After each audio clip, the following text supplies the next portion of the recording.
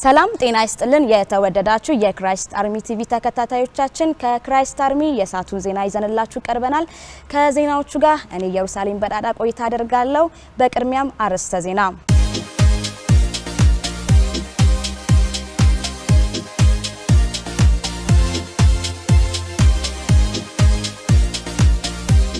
ጊዜ ባለፈባቸው ስርዓት መያዝ አስፈላጊ እንዳልሆነ የእግዚአብሔር ሰው ነብዩ ጩፋ ተናገሩ።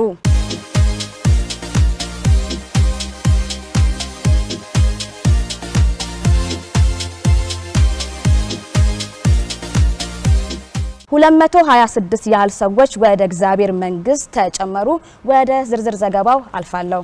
በትናንትናው ዕለት እሁድ ሚያዝያ 26 በአዲስ አበባ ክራይስት አርሚ ቤተክርስቲያን በተደረገው መደበኛ አገልግሎት መርሃ ግብር በእግዚአብሔር ሰው ነብዩ ጩፋ የእግዚአብሔር ቃል መልእክት የተላለፈ ሲሆን በኢየሱስ የተከፈተ አዲስ መንገድ በሚል ርዕስ አካፍለዋል። ይህ አዲሱ በር የተከፈተው በኢየሱስ ስጋና ደም ሲሆን ይህ መንገድ በሰው ዕውቀት የተከፈተ መንገድ እንዳልሆነ ከእግዚአብሔር ቃል ዕብራውያን ምዕራፍ 9 ቁጥር 1ን መነሻ በማድረግ አስተምረዋል። ኢየሱስ አሮጌውን ኪዳን በመሻር አዲስ የማያልፍ መንገድ የከፈተ ሲሆን የብሉይ ኪዳን ስርዓት ማለትም ታቦት፣ ቅድስተ ቅዱሳን እንስሳትን ለመሰዋት ማቅረብ እንዳይሰራ ሆኗል ሲሉ የእግዚአብሔር ሰው ነብይ እዩ ጩፋ በአጽንኦት ተናግረዋል።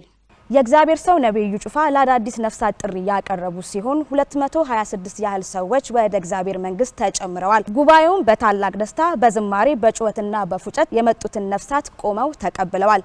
በተያያዘ ዜና በእለቱ በርካታ ሰዎች ከአጋንንት እስራትም ነጻ ወጥተዋል። ዝርዝሩን ባልደረባዬ ቀለሚሳቅ እንደሚከተለው ታቀርበዋለች። በእግዚአብሔር ሰው ነብዩ እዩ ጩፋ በእለቱ በነበረው አገልግሎት በርካታ ሰዎች ከአጋንንት እስራት የተፈቱ ሲሆን ከ33 በላይ የሚሆኑ በሽተኞች ካደረባቸው ህመም ተፈውሰዋል። ለእያንዳንዱ ህሙማን በዘይትና እጅ በመጫን ተጸልዮላቸዋል። በእግዚአብሔር ሰው በኩል በመንፈስ ቅዱስ ኃይል በታወጀው ትንቢታዊ አዋጅ ብዙዎችም ተጽናንተዋል።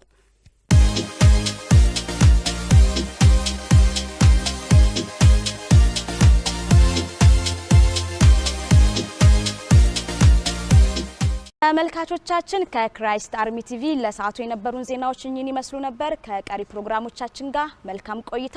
ሰላም።